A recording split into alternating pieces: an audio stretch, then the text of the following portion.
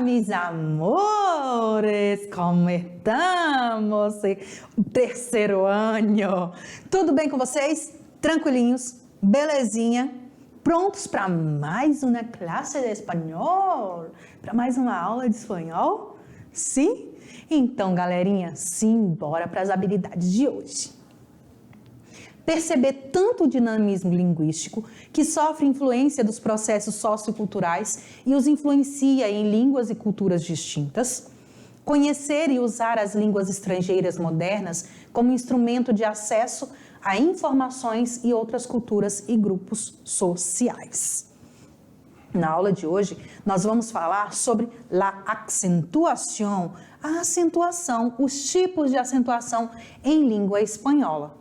O estilo direto e indireto, então a gente de novo voltando a textos, né? Trabalhando o estilo direto e indireto. Vamos analisar a prova do Enem de 2013. Vamos ver o livro La Ciudad y los Perros, A Cidade e os Cachorros. E vamos viajar para Cuba. Prontos? Estão prontos? Caderno na mão, caneta também, dicionário ou Google Tradutor? Não, nem precisa, né, de Google Tradutor. Para que isso? Isso é coisa do passado, professora. Eu sou da NASA, eu sou top. Então, vamos lá. A acentuação. A acentuação em espanhol, assim como no português, né, ela vai apresentar o quê? Ela vai apresentar a sua sílaba tônica. Ela vai apresentar a sua sílaba mais forte. Ela vai dar ênfase a essa sílaba. É sempre a mais forte. Em língua portuguesa, nós temos o quê? Nós temos o acento circunflexo, nós temos o tio, o acento agudo, a crase, mas em língua espanhola, nós só temos um acento, la tilde. E o que é la tilde? É o nosso acento agudo. Ele pode vir nas 5 vogais, A, E, I, O, U. Porém, para uma palavra ter uma sílaba forte ou tônica, assim como na língua portuguesa, não necessariamente é obrigado ter acento gráfico, não é verdade? Tem muitas palavras que não são assim graficamente, mas que nós sabemos que elas têm, claro, que sua sílaba tônica. Todas as palavras têm uma sílaba tônica, que é a sílaba mais forte.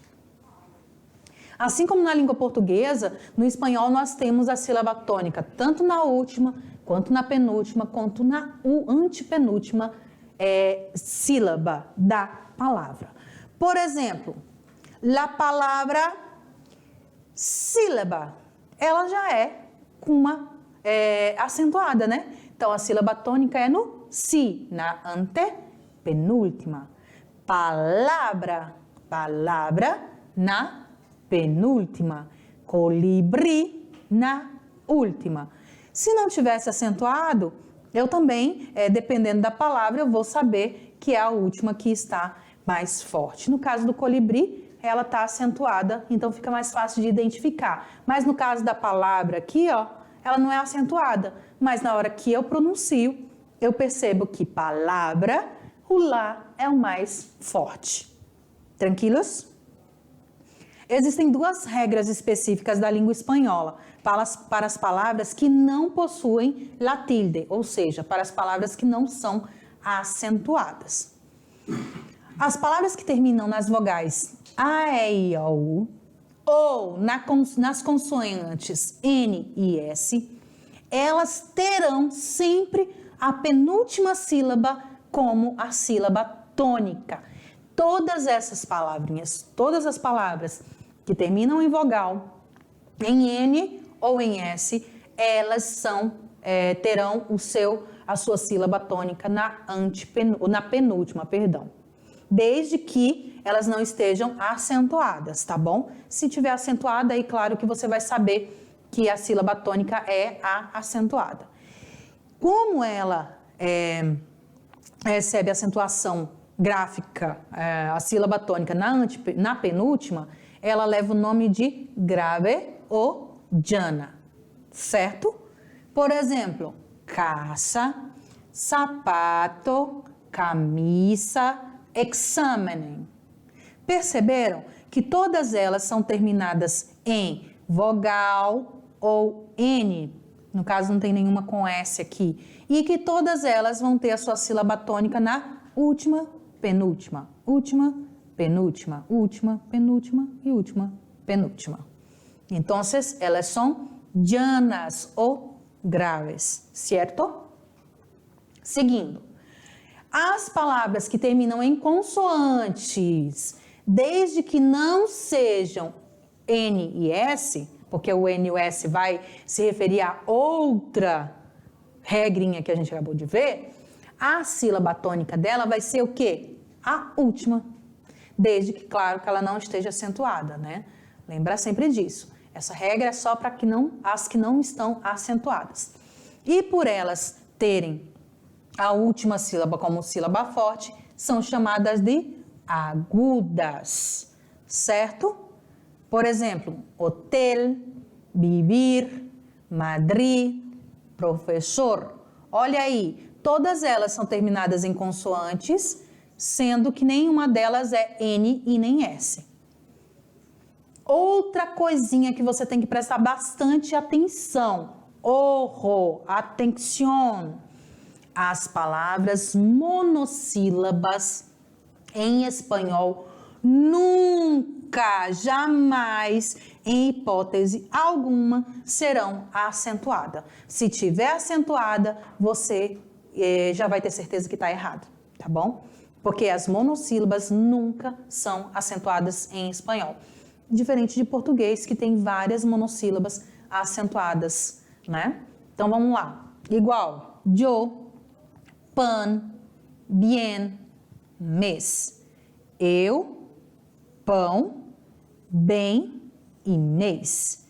Eu, pão, bem e mês. Certinho? Com exceção do quê? Da tilde diacrítica. O que é a tilde diacrítica? Eu costumo chamá-la de acento diferencial. Por que acento diferencial? Porque ela é usada, essa acentuação, essa tilde, é usada para diferenciar a que classe de palavra se refere uma a outra. Como assim, professora? Olha aqui esse exemplo clássico. Él es el chico que está esperando para entrar en esta sala. Olha aqui, ele com acento e esse sem acento. Está, esta. Viu a diferença? Ele é ele. Vamos apagar aqui. Ele é o menino que está esperando para entrar nesta sala. Em português, se a gente fosse traduzir, nós íamos juntar para nesta, certo? Em português, na nova regra também de acentuação, não precisa mais se acentuar o está, porque antes a gente também acentuava em português para fazer essa diferenciação. Hoje a gente não faz mais, mas em espanhol tem, e várias outras palavras, igual tu, pronome pessoal, e tu, pronome oblíquo. Também é só o acento que vai diferenciar a que ele está se referindo. Certinho, meus amores? Vamos lá. Agora, as palavras polissílabas se compõem de duas ou mais sílabas, classificando-se segundo a sua sílaba tônica. Como? Vamos lá. Aguda. Vamos ver ali um resumão, na verdade, de tudo que a gente falou até agora. As agudas têm como sílaba tônica a última. Se a palavra termina em vogal, N ou S. Mas, se termina em mais de uma consoante, ela também vai ter como a sua sílaba tônica a última, né? Se terminar em mais de uma consoante. Por exemplo, robots, que são robôs. Robots, olha como são duas consoantes que termina. Se termina em duas, então a sílaba tônica vai ser a última. Outros exemplos de aguda: caminhão, compás, colibri, tapiz. Aqui no ONU, no caminhão, no compás, no colibri, tá mais fácil de identificar, porque elas são acentuadas. Mas no tapiz, tam não está, né?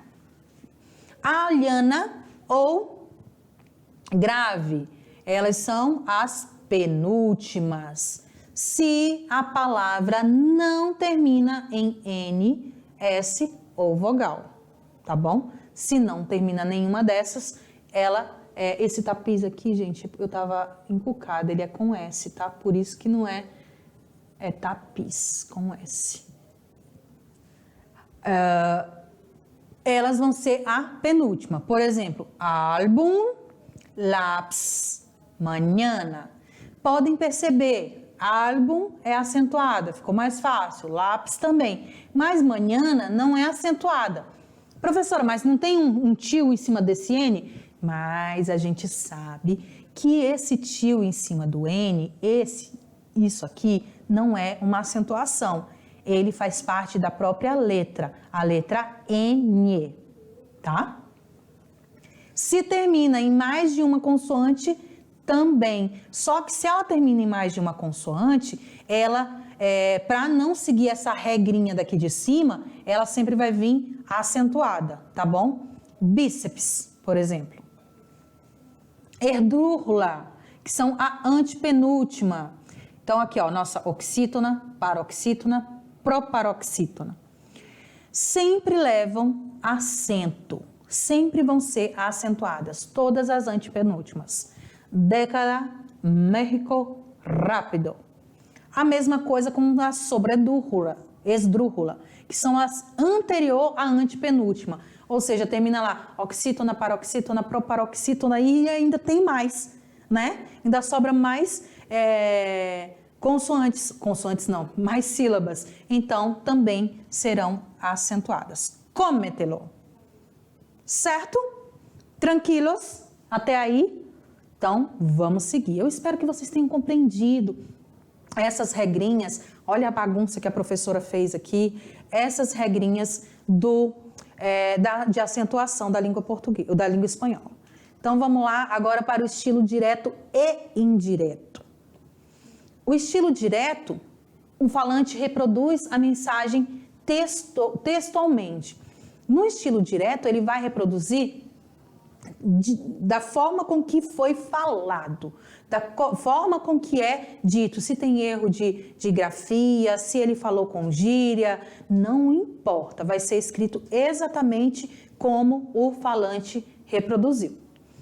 No estilo indireto, o falante já vai reproduzir a mensagem com algumas mudanças. Então, eu posso dizer que eu vou contar uma coisa que você me falou, mas só que eu não vou falar exatamente com as suas palavras. Eu vou dizer da minha forma como é que foi colocado. As mudanças de estilo direto para o indireto, elas se dão com um nexo, que a gente vai ver o que se trata já já. No tempo verbal e no tempo ao qual se refere os advérbios. E ainda nas referências de espaço e de tempo, certo? Por exemplo, Sandra ha dicho, tengo um problema. Sandra disse, tenho um problema. Foi um estilo direto, porque ali está dizendo exatamente entre aspas, sempre vai vir entre aspas, né? Quando é o estilo direto, porque está indicando o que foi que a pessoa falou exatamente como ela falou. Olha o outro exemplo, a mesma coisa. Sandra ha dicho que Camila tenía um problema. É o estilo indireto. Eu já não usei as aspas e eu já estou dizendo que a Sandra disse que a Camila tinha um problema. Entendeu? Eu não vou falar, Sandra disse, tem um problema. Sandra disse que Camila tem um problema. Eu estou dizendo, dando a mesma mensagem, porém com outras palavras, certo? Então vamos ver o que são os nexos. Uma oração enunciativa no estilo direto se transforma em uma oração subordinada substantiva em função do complemento direto, mediante que Ou seja, sempre vai vir o quezinho diante dela. Tengo prisa. Aqui está no estilo direto. Tenho pressa. Para o estilo indireto, Amanda disse que tiene prisa. Olha aí, Amanda disse que tem pressa. Foi a mesma mensagem, não foi? Só que de forma diferente. Uma forma direta e uma forma indireta. Ao transformar uma pergunta sem advérbio, interrogativo ou pronome, do estilo direto para o indireto, principal e subordinada se unem. Tanto a oração principal quanto a oração subordinada vão se unir mediante a conjunção si. Olha só, no estilo direto. ¿Eres tú el que ha llegado temprano? ¿Eres tú que chegou cedo? Te pregunto si eras tú el que ha llegado temprano. Te pergunto se eras tu que havia chegado cedo.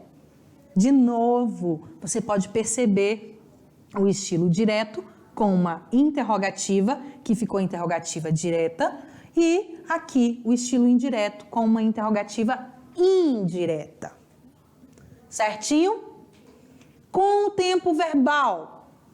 Quando alguém fala e não se entende a mensagem e se pede para que ela repita, não é necessário transformar o verbo subordinado. Como é que eu vou fazer se eu precisar pedir que alguém repita, né? Olha só. Me he enamorado de ti. Me apaixonei por você. Aí a pessoa pergunta, que has dicho? O que foi que você disse? He dicho que me he enamorado de ti. Eu disse que me apaixonei por você. Viu? Aqui na primeira, estilo direto. Na última, estilo indireto. Exceto com ordens, tá? Isso aqui é quando eu estou falando de afirmações. Mas quando for ordem, neste caso, vai ser o uso do imperativo, que vai passar para o presente do subjuntivo. Como assim? Olha aqui. Trai-me um café. Traga-me um café. É uma ordem. Traga-me um café. Que dijiste? O que foi que você disse? Te dije que me traigas um café. Olha aqui o verbo mudando. Te disse que me tragas um café. Estilo indireto, tá bom? E aqui a primeira frase, estilo direto. Tranquilos? Vamos seguir. Resumidamente, como é que vai dar essas transformações? Quando estiver no estilo direto, futuro perfeito do indicativo, eu tenho que passar para o estilo indireto, vou usar o condicional composto. Do futuro imperfeito do indicativo, ele vai passar para condicional simples. Do presente do indicativo para o pretérito imperfeito do indicativo. Do imperativo para o pretérito imperfeito do subjuntivo. Do presente do subjuntivo para o pretérito imperfeito do subjuntivo. Do pretérito indefinido para o pretérito plusquamperfeito do indicativo. Pretérito perfeito do indicativo para o plusquamperfeito do indicativo também. E o perfeito do subjuntivo para o plusquamperfeito do subjuntivo. Então, só você sempre relembrar, sempre voltar nas outras aulas, a aula do primeiro ano, a aula do segundo ano, que você vai conseguir identificar quais são essas mudanças, quais são esses estilos e quais são essas conjugações verbais. Para que a gente comece aqui a chegar no final do estilo direto e indireto. Tempo referido pelo advérbio. As mudanças do estilo direto para o indireto podem se resumir assim. Hoy, mañana, ayer. Hoje, amanhã, ontem. E no estilo indireto, esse dia, aquele dia, al dia seguinte, al dia anterior. Esse dia, aquele dia, ao dia seguinte e ao dia anterior. Numa frase, mañana te acompanharei. Olha aí, estilo direto. Thaís me dijo que me acompanharia al dia seguinte. Thaís me disse que me acompanharia ao dia seguinte, ou no dia seguinte, a tradução mais correta. Estilo indireto. Perceberam aqui, ó? Amanhã te acompanharei. Mas quando eu vou mudar para o estilo indireto, ao dia seguinte, ou no dia seguinte. Também temos que ter em conta que o dia que se fala, e que dia é hoje. Por exemplo, hoy tengo dolor de estômago. Hoje eu tenho dor de estômago. Aline me dijo ayer, olha aqui, ayer, que tinha dolor de estômago. Aline disse que ontem ela tinha dor no estômago. Aline me disse ontem que tinha dor no estômago. Estilo indireto. Também vai ter sempre essa regrinha do presente para o imperfeito, do pretérito perfeito para o plusquamperfeito, do indefinido para o plusquamperfeito ou mesmo indefinido. Imperfeito vai continuar imperfeito. A perífrase i mais a mais infinitivo também vai ficar da mesma forma, vai mudar aqui do imperfeito e do presente. E no futuro vai para o condicional, tá bom? Tranquilos até aí, galerinha? Listos para continuar? Prontinhos para continuar? Então vamos lá. Agora a gente vai analisar questões do Enem de 2013. Será que eu aproveito que a professora Aila não está aqui e posso ler para vocês? Né? Vamos lá. Vamos dar uma lidinha. Cabra sola. Hay quien dice que soy como la cabra. Lo dicen, lo repiten, ya lo creo. Pero soy una cabra muy extraña que lleva una medalla y 7 cuernos. Cabra, en vez de mala leche, hoy doy llanto. Cabra, por lo más peligroso me paseo. Cabra, me llevo bien con alimañas todas. Cabra, y escribo en los tebeos, vivo sola, cabra sola. Que nos quise cabrito en compañía. Cuando subo al alto de este valle, siempre encuentro un lirio de alegría y vivo por mi cuenta cabra sola, que yo a ningún rebaño pertenezco. Si sufrí es estar como una cabra, entonces sí lo estoy, no dudar de ello. É uma poesia de Fuertes, um poeta de guarda, da Argentina, do ano de 1990.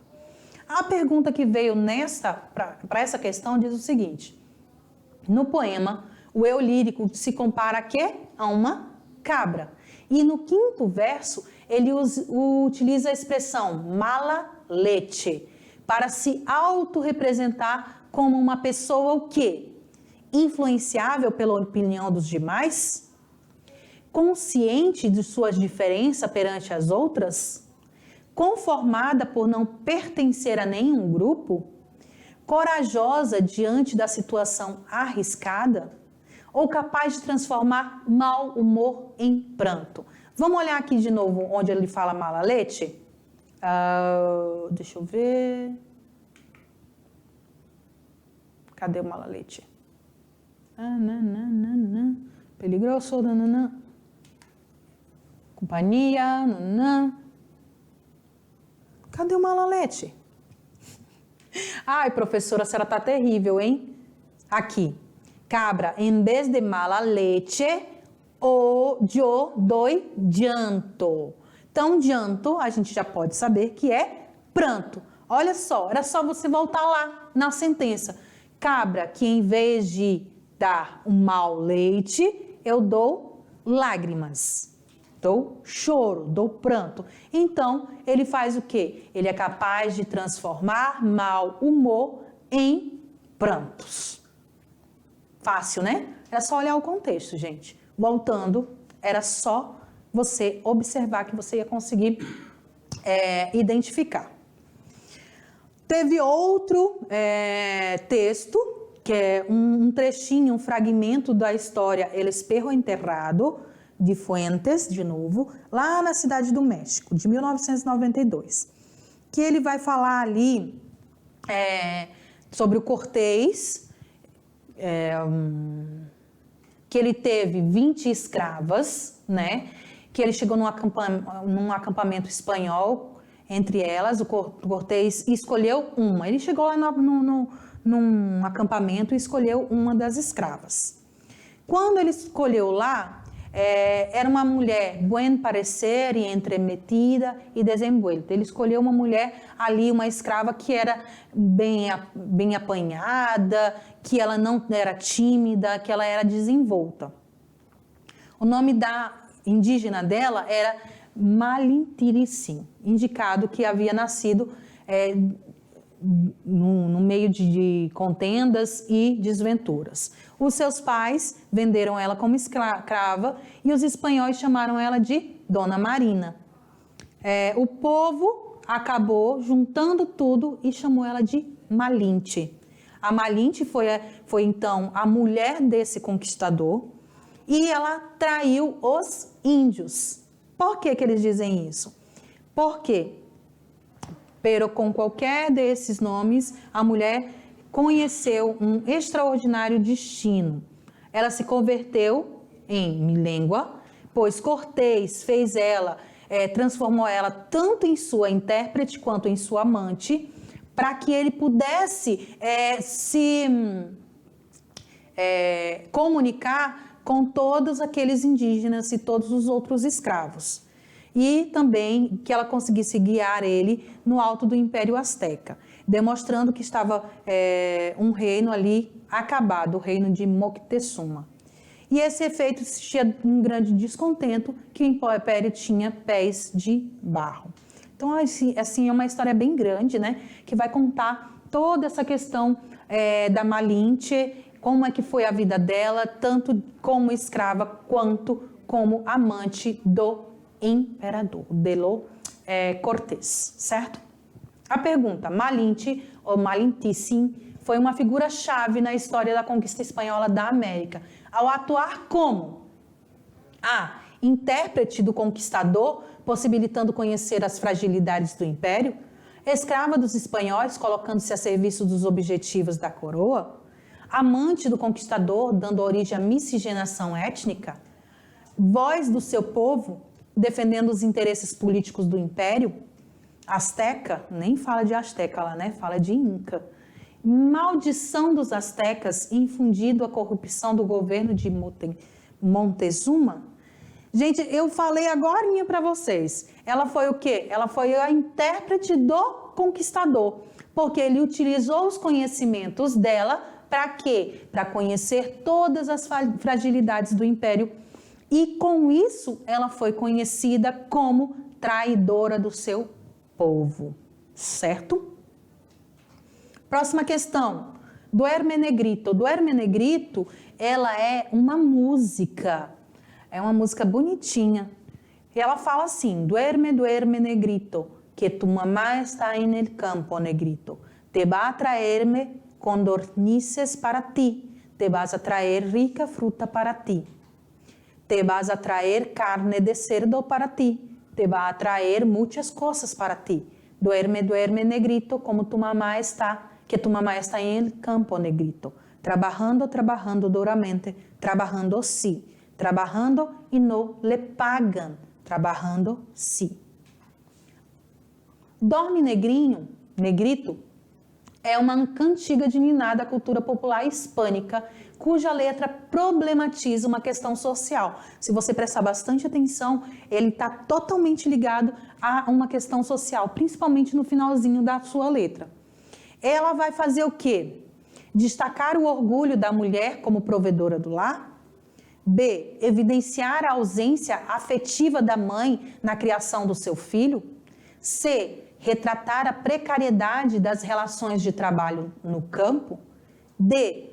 ressaltar a inserção da mulher no mercado do trabalho rural?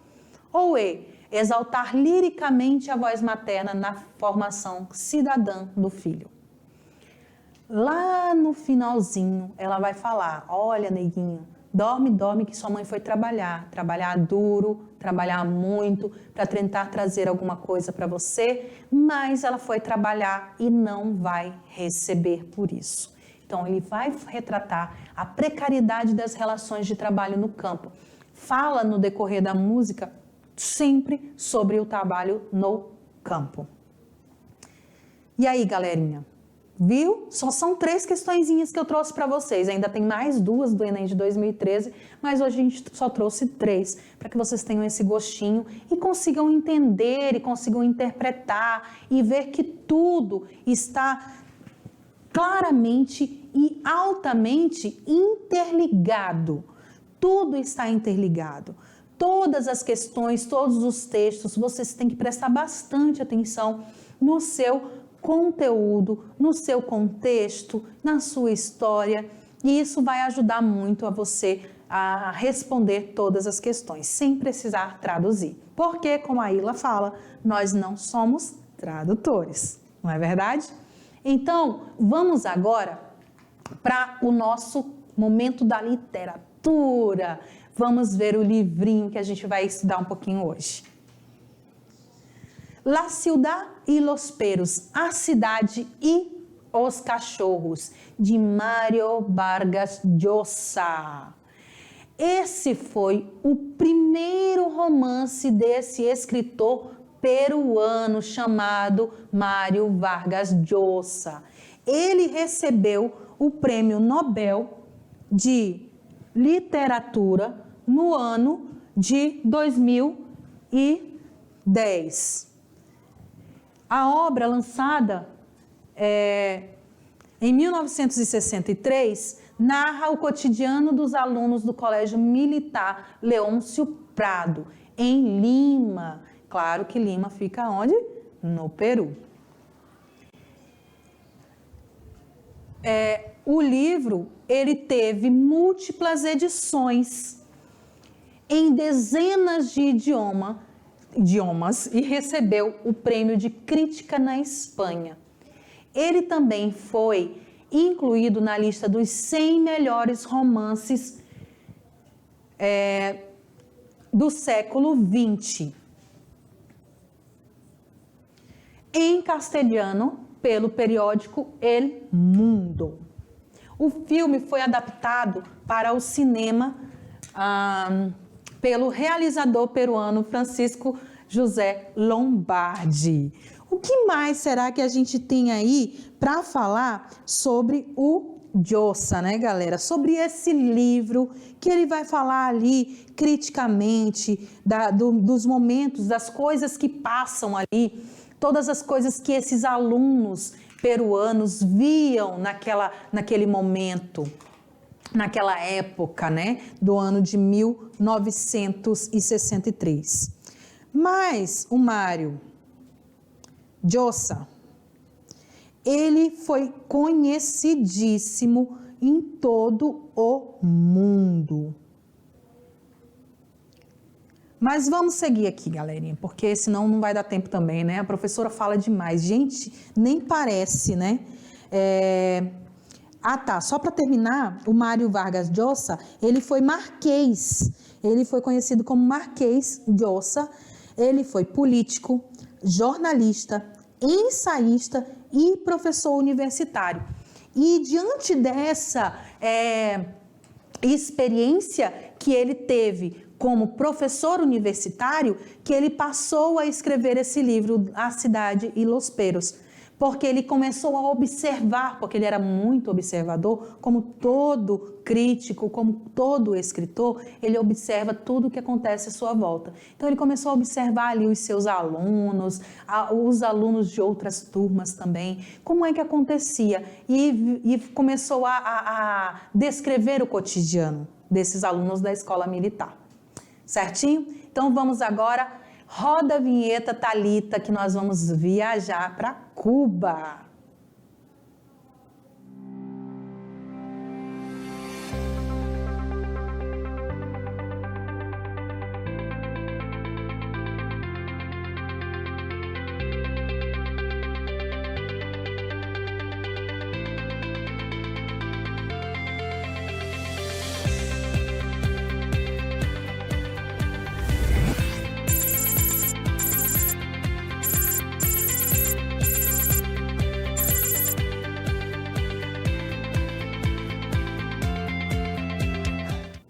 E aí, galera, pousamos em Cuba. Nosso aviãozinho saiu daqui do Brasil e chegou em Cuba.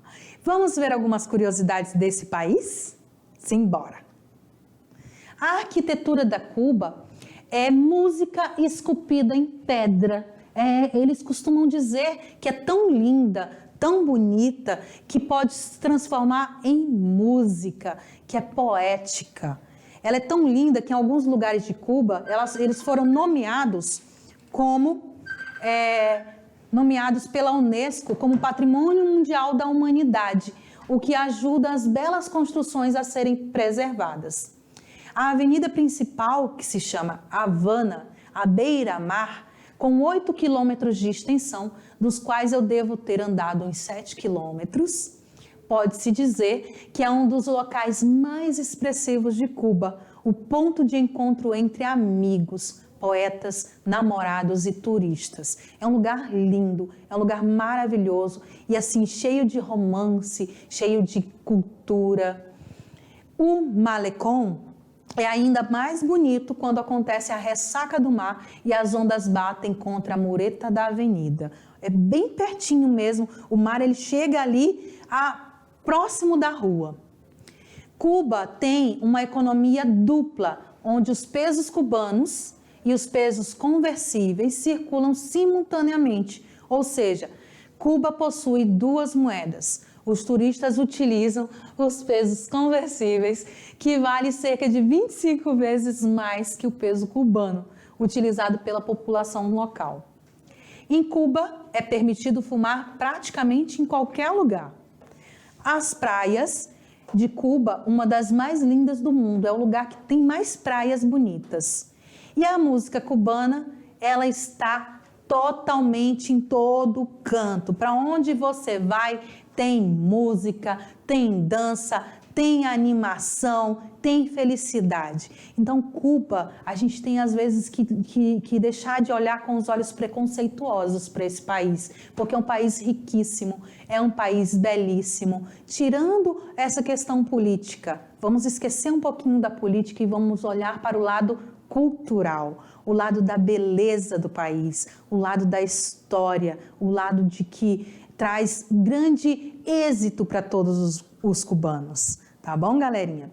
Aqui nós temos as nossas referências bibliográficas da aula de hoje, meus amores, e nós chegamos ao final de mais uma aula. Eu espero que vocês tenham curtido, que vocês tenham gostado.